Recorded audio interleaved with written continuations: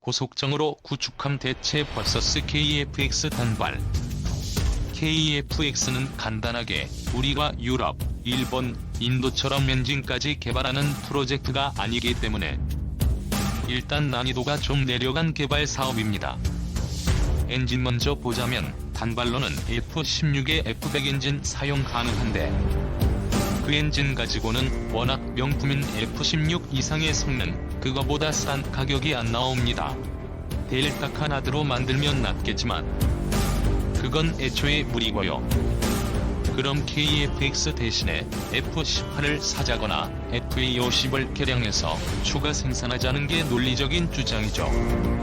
쌍발로 만든 거 자체가 F16보다는 나은 플랫폼이 있어야 향후 업그레이드 여지가 많아서 그런 건데 굳이 단발을 개발하자는 이유를 모르겠네요.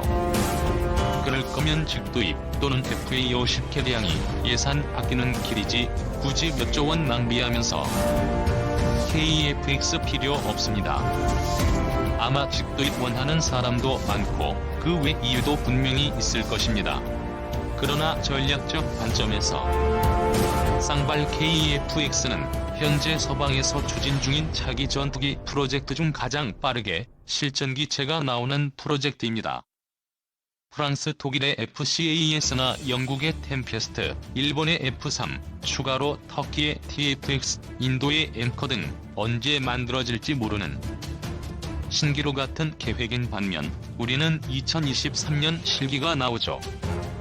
미국의 협력으로 개발 중이고 F-35 시장을 침범하지 않기 때문에 충분히 경쟁력 있습니다. 이라는 KF-X 현재 안을 그냥 진행하되 예산이 신나게 들어가는 부문을 일단 직도입하는 방법이 있고요. 흑표전차, 파워트레인 라이센싱에서도 찾아볼 수 있는 안이고 성능에 문제 없었고 국산화만 좀 늦춰집니다. 이 안은 F-35를 그냥 더 사는 것입니다. 8조 원이면 50대 더 살 수 있겠네요. 3안은 인도네시아를 잘 설득해서 돈을 내도록 하는 것입니다. 세 가지 안 중 하나로 가는 게 맞을 듯 싶네요. 중국 최신 전투기 Z-31, 한국도 전투기를 자체 제작해야. 중국은 오래전부터 전투기를 자체 제작하고 있습니다. 처음에는 소련의 기술을 빌어왔지만 지금은 자체적으로 전투기를 제작할 수 있는 기술을 충분히 확보하고 있습니다. Z-31은 F-35에 비해 기술적인 면에서 한 단계 떨어지지만 자체 개발한 중국산 엔진을 탑재해 첨단 부품의 대외 의존도를 크게 줄였다는 평가를 받고 있다. 겉모습은 F-35와 비슷하지만 더 가늘고 날렵한 것이 특징이다. 추가 급유 없이 비행할 수 있는 작전 반경은 1250km로 추정된다.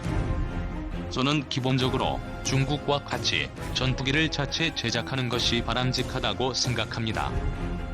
우리가 전투기를 자체 제작한다면 한 대를 생산하는 데 드는 비용이 미국에서 구입하는 비용보다 훨씬 더 많이 들 것입니다.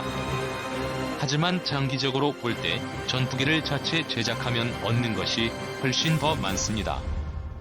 중국만 보더라도 스스로 자국의 최신 전투기가 한국이 미국에서 수입하는 최신 전투기보다 앞선다고 주장하고 있습니다. 물론 이러한 중국의 주장이 우리에게는 이로울 수도 있습니다.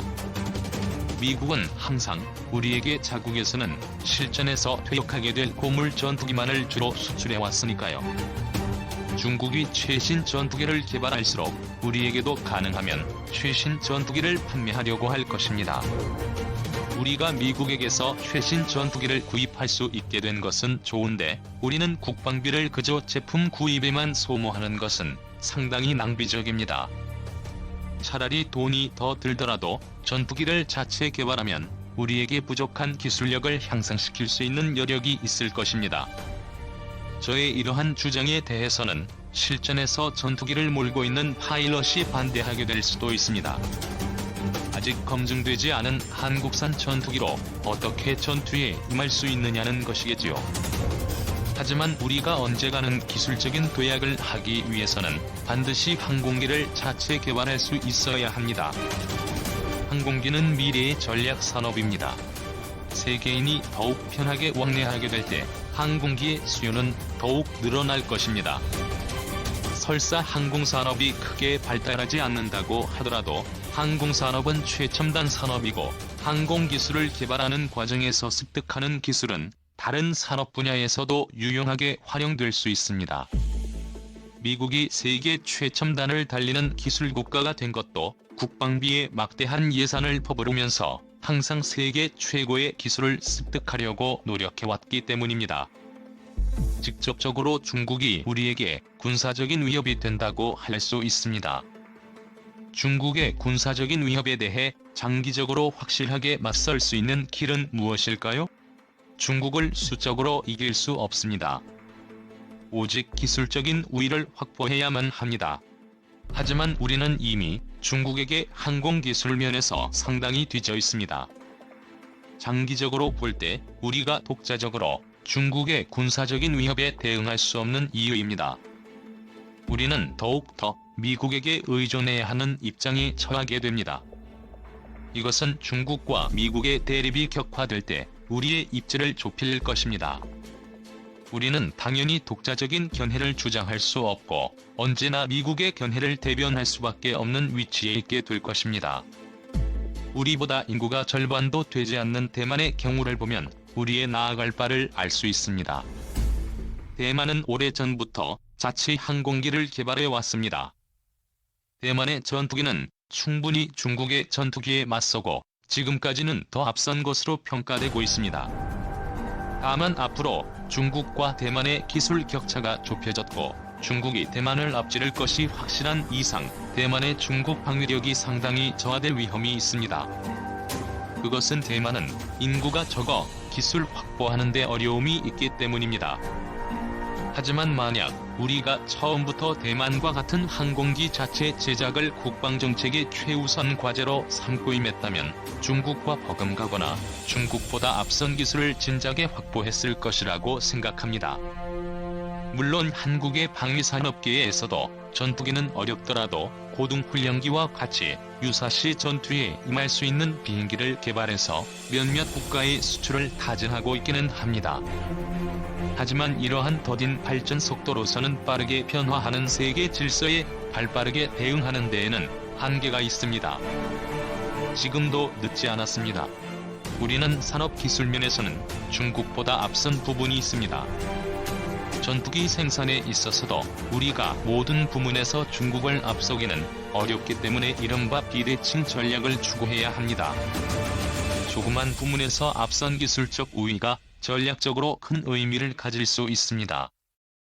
제2차 세계대전의 미드웨이 해전에서 미국이 전체적인 전력에서는 일본에 앞서지 못했으면서도 단지 레이저 기술이 앞섰다는 점 덕분에 일본을 크게 무찌를 수 있었던 사례를 깊이 새길 필요가 있습니다. 우리와 같은 강소국은 전략 폭격기와 같은 중심 타격 능력을 확보하기 어렵습니다. 하지만 상대방이 군사적 위협을 하거나 도발을 감행할 경우 우리가 받은 피해만큼 상대방에게 응징할 수 있다는 것만 보여줘도 전략적으로 큰 의미를 가질 수 있습니다. 이런 의미에서 기동성과 스텔스 기능을 갖춘 전투기 개발은 절실합니다. 아마추어적인 사견이지만 최근 중국의 전투기 소식을 접하면서 든 생각을 적었습니다. 최첨단 무기전 시장된 한반도 미중 중몰트 신경전. 이번에는 중몰트로 미국과 중국이 신경전을 펼치고 있다. 미국의 해리 해리슨 태평양 사령관이 지난달 20일 사령부를 방문한 한국 국방위 소속 국회의원들에게 중몰트를 제주 해군 기지에 배치하면 어떻게 했느냐는 제안한 뒤부터다. 우리 국방부가 미국이 요청하면 검토할 수 있다고 하자 중국 외교부는 지난 7일 중국 안보에 영향을 준다면 단호히 반대하겠다고 나섰다. 클릭하시면 원본 보기가 가능합니다. 중몰트는 미국의 꿈의 전투함으로 불리는 최신 스텔스 구축함이다. 전 세계 1대뿐으로 멀리서 미사일을 쏘는 이지스 구축함과 달리 레이더에 잡히지 않고 은밀하게 상대국에 접근할 수 있다. 미사일과 항공기를 요격하는 레이저포를 장착했으며 2020년 이후에는 음속 7배로 200km까지 탄두를 날리는 레일건도 탑재할 예정이다. 미국은 중월트 한국 배치 구상이 북한의 핵미사일 위협을 차단하려는 것이라고 설명하고 있지만 중국은 유사시 자국 함대의 태평양 진출을 차단하는 강력한 걸림돌이 될 것으로 우려하고 있다.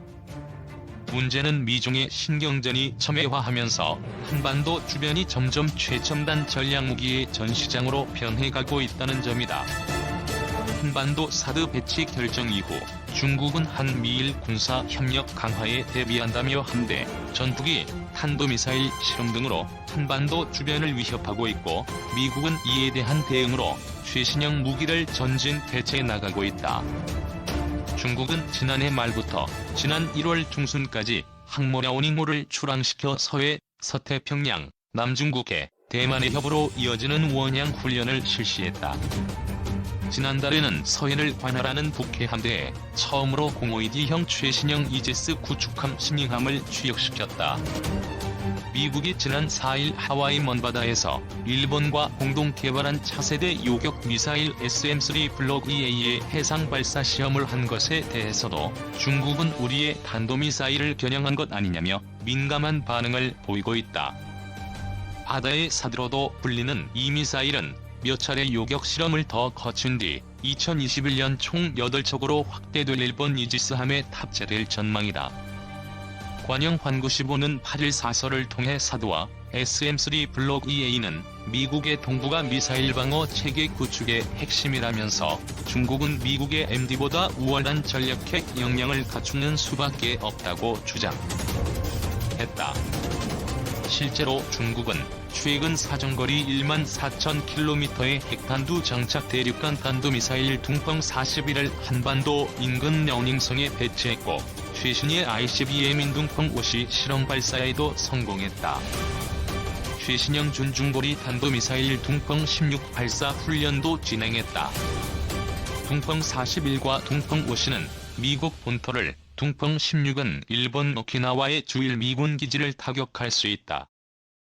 대공방어 체계의 연결고리를 끊는 전략무기인 스텔스 전투기 경쟁도 치열하다. 중국은 주력 스텔스 전투기 제20 생산에 박차를 가하면서 미국의 F-35에 맞설 5세대 스텔스 전투기 젠31의 시험 비행도 지난해 말 실시했다. 또 러시아로부터 4.5세대 전투기 수호이 35사대를 지난해 인도받았다. 이에 미국은 해병대 소속의 최신의 스텔스 전투기인 F-35 10대를 지난달 18일부터 일본 서부 이와쿠니 기지에 배치하기 시작했다. 젠20의 대응 전력으로 꼽히는 최신의 E-2D 조기 경보기도 일본에 배치했다.